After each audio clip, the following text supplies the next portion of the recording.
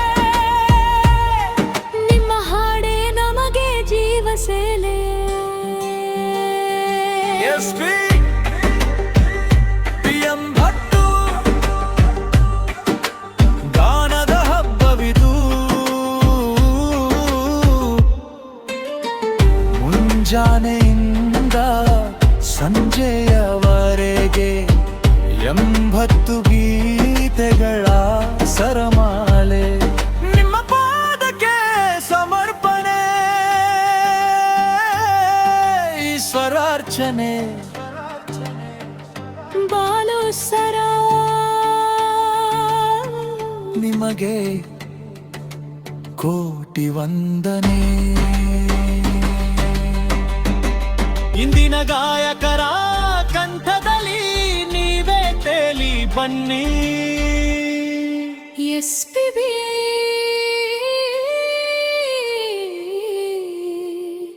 ಎಂಬತ್ತರ ಈ ವೇದಿಕೆಗೆ ಬೆಳಕಾಗಿ ಬನ್ನಿ. ಬಾಲು ಸರ್ ಬಾಲು ಸರ್ ಕಲಾಭೂಮಿಯ ವೇದಿಕೆಯಿಂದ ನಿಮಗೆ ಸ್ವರಾಂಜಲಿ.